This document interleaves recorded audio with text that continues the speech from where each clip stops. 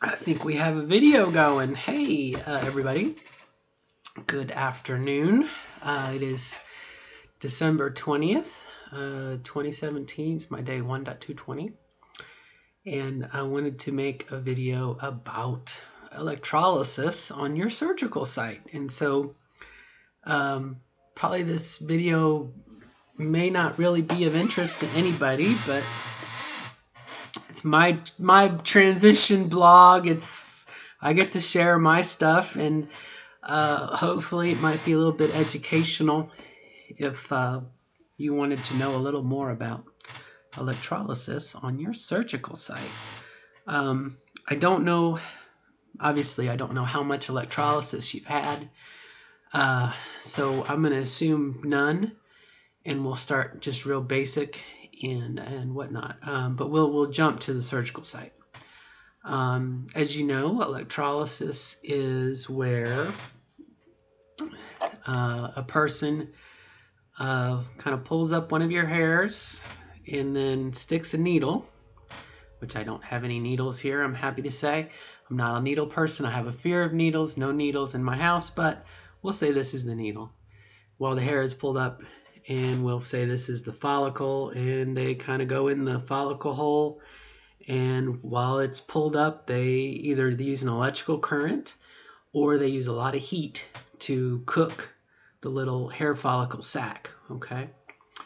And then they pull the hair out if they want to, or sometimes they leave it in and it'll come out on its own. And that in a nutshell is electrolysis. And so it is extremely painful. It's I noticed that in my opinion, I've had them both. I've had the electrical shocks and I've had the heat probe. Today I felt the probe heat up. Okay, so it's enough time where you can feel the insertion of the needle, and then you can feel it building up heat, and then a discharge of heat. So it's a little discomfort, then little pain, growing pain, bigger pain, lots of pain, no pain. Okay, and move on to the next hair. And that is with the heat, with the electrolysis, with the current, the electricity. It's a little quicker, I think. It's just, pull, shoot, pain, out, done. But both equally as uncomfortable as they sound. And the idea being that either through shocking the hair root, or frying the hair root with heat, in the same way that you would use a laser to cook the little hair sac, the idea is to kill it, okay? Is to kill it for good. And it was described to me that plucking a hair is a bad thing. When you pluck the hair, you tear the skin. If you imagine, and I'm looking for a good comparable, we'll use my little makeup thing here. Yeah, let's do that. Okay. If you imagine that this is a representation, I can't see because I moved the thing so I wouldn't get the reflection. There we go. If you imagine that this is the hair follicle that's in your skin. If we expanded it, okay, and you had the hair follicle in your thing, and that's where the hair comes out. Inside is what looks like a very small piece of rice to me, okay, and that is the actual root of the hair. That is the sac of tissue that the hair sprouts out of, okay? And then when the hair, whatever, look up there's 3 phases to hair growth, and I don't want to go into that, but anyway, in theory, if the hair is in the right phase and you get it at the right time and it's the right temperature and you can fry getting another wave of pain here, thinking about it but also feeling it, it cooks the follicle, okay, cooks the root of the hair. And anyway, so the technician that I have, electrologist person, is really cool. She's very, very good. I highly recommend her. She's in Louisville, Karen Electrolysis. It's very, very fast. And I stopped counting today. I had 45 minutes, and I stopped counting at about 130. And that's when the numbing cream, and I'm looking for my numbing cream. That's when the numbing cream started to wear off after about hair 130, and it took all my brain power to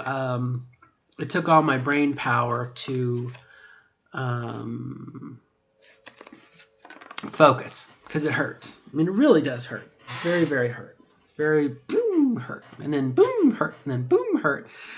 So I'm pretty sure she probably did somewhere between 150 and 200 hairs in 45 minutes, which is pretty darn good. What is that? 30 seconds a hair, 2 hairs a minute. Pretty good. Pretty good. So anyway, so what's it like afterwards? Okay. We know pain. Okay, it's going to happen. What happens afterwards? For me, usually when I get home, you can put aloe vera on it or whatnot. You don't want to put like alcohol or something, but essentially what has happened is, your skin, and then you have the little follicle. Usually pulling it plucks it up a little bit. I'm going to move this up. I don't know if you can see. I guess it's transparent. It usually plucks the little hole up a little bit, and sometimes there'll be a little remnant of the hair sac, the little white piece of rice, and it's probably about maybe a third or a quarter the size of a piece of rice. But it's out of the follicle because it's been zapped. If everything worked and whatnot. So it's dead now. I mean, whatnot. And on its own, you don't really have to pluck them. I was curious today, and so I found one because I was curious to look at it a little closer, but usually the technician will pluck them out as they go and throw them away. So what you're left with is something that reminds me a lot of acne. The actual little hair thing, we'll turn it upside down now. The little hair thing, it becomes like a hard, it kind of closes a little bit and becomes a little hard, and you can see blood, not to be too gross, but actually will form a scab over it.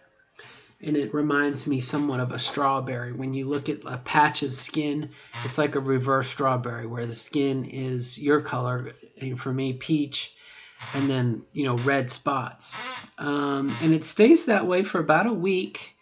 And then as that little sac either closes or heals or whatnot, that little red bit will go away like a scab on a cut.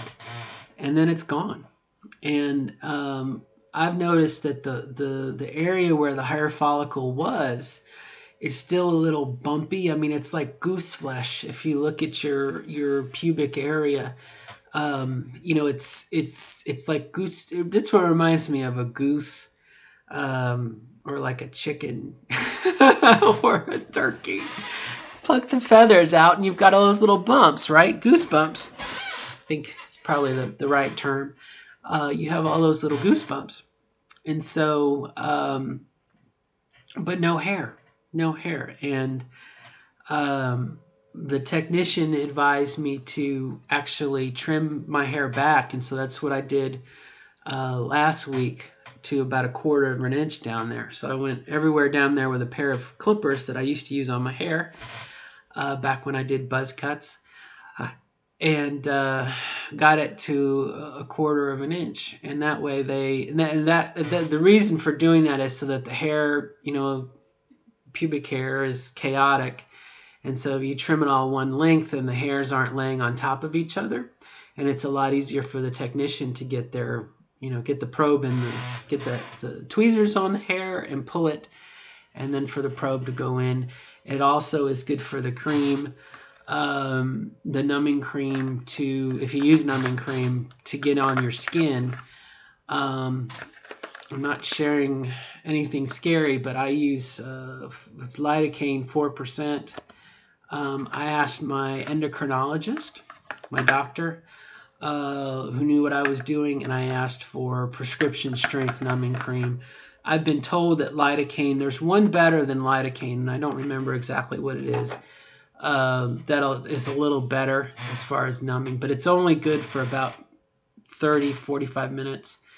And you can help yourself out if you actually put the cream on and then wrap saran wrap, like you see people, wrap saran wrap around your face or whatnot. Well, guess what you're wrapping saran wrap around? Your crotch, right? And it's taken me a little while to figure out if I put my panties on and then I put a sheet and a sheet and a sheet, kind of make like 3 sheets, lay them on top of my panties, and then I pull my panties up. It actually, creates the curvature and everything that I need. And then today I drove out there a little bit early, about 30 or 40 minutes early, and actually put the cream on and then pulled my panties up real tight like a pair of diapers. And I sat there in the waiting room for 30 minutes while the cream did its bit. And it worked out pretty well. Like I said, by the end, here comes another wave of pain. By the end of it, after about 40 minutes, I was starting to hurt. And it's a weird feeling, in my opinion. It's like you're happy. I'm happy. I feel happy that I'm doing it, and I know it's got an end in sight eventually. We can hope. My hope is that when I go see my surgeon in 29 days, not that I'm counting, when I go see the surgeon in 29 days, hopefully I will lose the remaining 9 pounds I have to lose.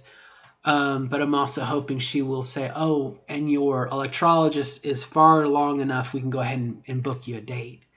And I obviously will continue with the electrolysis until the surgical site is clear. I think I have ooh, goodness gracious. This lovely graphic. And again, this is educational. Okay, I hope someone doesn't say this is like pornographic or something, but let me move the window here so I can see a little more about what I'm doing. There we go. And I apologize for it being backwards or forwards, but essentially they want to clear the shaft and clear the scrotum area, but they also want to do an inch around the area. Okay, so you're going to have an inch around, which is what I call crop circles. Okay, because obviously you've got hair all over here, and then all of a sudden you've got this crop circle of what looks like aliens did. And then underneath, between the bottom of the scrotum and then your butthole, this is the perineum. Okay, and they want, I think it's 2.5 according to this. And when I started, the electrologist I had last year, which was not very effective. Let me close that. And then she started on the shaft, cleared the scrotum, and didn't really do anything around here.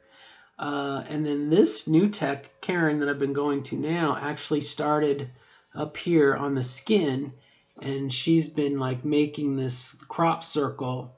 And basically today has completed the crop circle around. And so hopefully I'm hoping that the other stuff that I did will be like, credit. Won't be as much. But I think I still have, I would say probably a good 5 sessions left to go. 5 45-minute sessions. And I've had a half an hour and an hour. So I guess that's 2 45 sessions. So I would say 7 or 8 sessions. Cost, whatever your local person will do. Again, look at what they say. I think last year I was paying, it was about $60 for an hour. That's what, $1 a minute, something like that. So, again, depending on your own situation, your mileage may vary. You got to have whatever that is, 60 times 8. I'm not very good at math. Is that 48? Maybe 24, 48. Yeah. So that's what, $480. Luckily, you don't have to do it all at once. I mean, knock your socks off, baby, if that's what you're into. I couldn't do it all at once. And also, it wouldn't be good all at once anyway, because some of the hairs are going to go back. It's not a perfect process. Even if you zap it at the right time, there's a chance the hair is going to come back. And so again, you definitely want to do it with some time in between. Even if you cleared the whole site in one go, you would have to wait through a hair growth cycle, because sometimes the hairs are dormant, sometimes they're awake. Again, anyway, so you're looking at 3 or 4 or 5, 6 months anyway. So if you look at it that way, 6 months, what did we say? 8 sessions. It's doable over a period of time. It's doable over a period of time. And God bless you if you can tolerate the pain and get the whole site clear. I have a friend, Miss Sarah, who does that. And boy, she must have a good pain threshold. So that's kind of everything that I know of. I will close on an interesting observation that I made. And again, I alluded to in the past, I was never blessed with a large appendage, okay? I was never blessed with a big shtuka. But it's funny how a year, I think I'm up to a year, I think I'm up to 21 months on hormones, but just how much things have shrunk. What was it on Seinfeld? Shrinkage. It's amazing to me how things have shrunk. Not that they were big before, and now they don't get used. I'm sterile. I've been sterile for a while because of the hormones. Let's see who this is. Oh, hang on a minute. We're going to pause the video. Ta-da! There we go again. Hello. Had to take that. And I've, of course, totally forgotten what I was talking about and where I left off. So I'm probably going to end the video here. But again, hopefully not too graphic.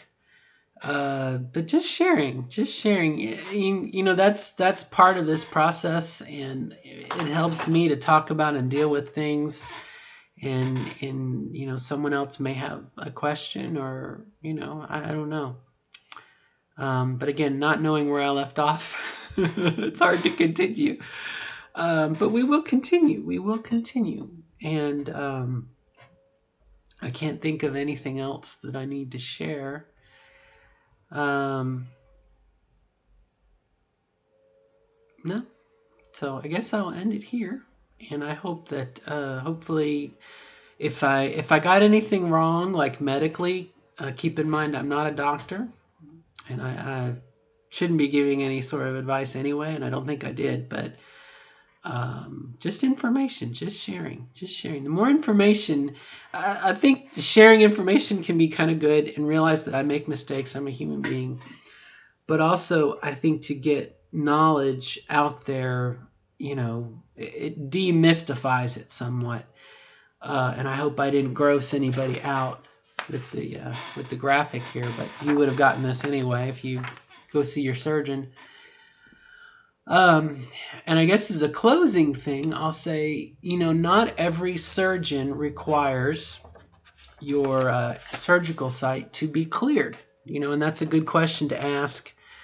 If and when you do decide to go get a consult with a surgeon, is you'll find out then what they want.